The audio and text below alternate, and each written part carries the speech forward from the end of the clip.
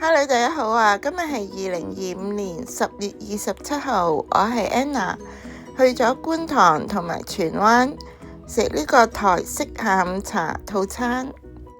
請大家 like、comment、share 同記得 subscribe 我 channel 啊 ！Let's go！ 搭港鐵牛頭角地鐵站 B6 出口，上咗樓梯，第一個街口轉左，鴻圖道直行，未到鴻圖樓前一個街口就係鴻圖道28號阿元來了呢間餐廳，門口都擺放咗40蚊下午茶嘅餐牌。入門口好細，但係餐廳都算係一間闊落嘅小店，有好多昔日台灣懷舊佈置嘅擺設，有車站同埋戲院等等，都播放咗啲台灣音樂，幾有特色。阿元來了牌片嘅下邊呢，就有各款食物嘅燈箱。木製嘅餐台椅，水不可以自行斟水，有40蚊下午茶嘅餐牌，都可以用 QR code 落單。43蚊嘅台南擔仔米粉呢，好足料。今日呢係嚟試下呢個台南擔仔米粉嘅，賣相呢都已經相當吸引嘅啦。係有啲滷肉啦，同埋呢係有豬肉貢丸。有一片滷水蛋，同埋呢有隻蝦嘅，同埋呢啲米粉睇落去呢都一條條幾爽口咁樣。滷肉碎呢都好滑嘅，醃得又好入味，調味調得啱啱好，又唔鹹，夠晒野味。滷水蛋嘅熟度都啱啱好，蝦都新鮮爽脆，甜味彈牙嘅。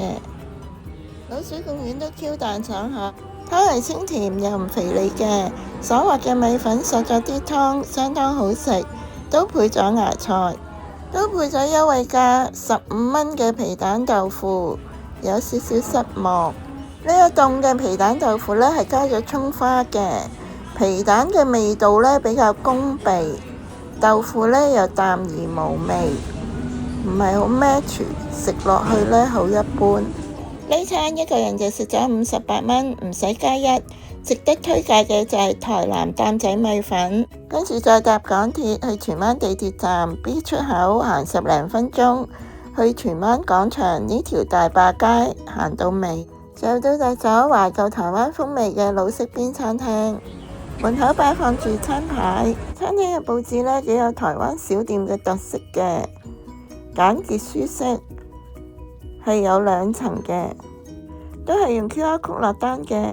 今日嚟試下呢間老字號42蚊迷你滷肉飯加鹽酥雞下午茶套餐，仲配咗古早味冬瓜茶，仲另外加咗個46蚊嘅台北蚵仔煎。今日呢嚟食呢個台北滷肉飯下午茶，滷肉嘅份量唔算多。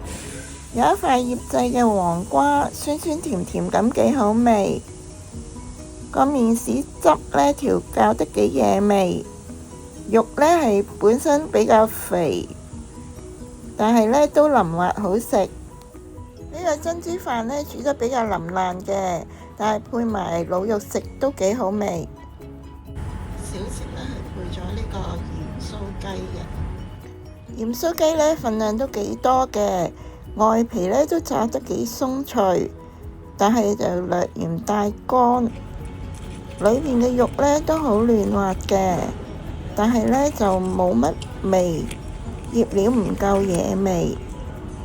同埋呢要咗個蚵仔煎嘅，46蚊嘅台北蚵仔煎，你睇賣相幾靚，夾起嚟俾大家睇下。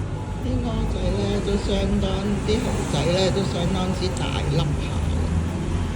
望落去都覺得好新鮮，同埋呢係配咗茄汁嘅，味道相當之好。茄汁嘅味道調校得酸甜做適中，野味好食。仲有配菜嘅小白菜，新鮮大粒嘅蠔仔，粒粒都醬卜卜嘅。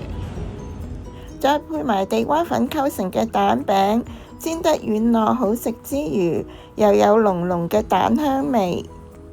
呢個台北蚵仔煎呢，蚵仔大粒之餘呢，粒粒都係同樣 size。蚵仔嘅份量都幾多，實在係大滿足。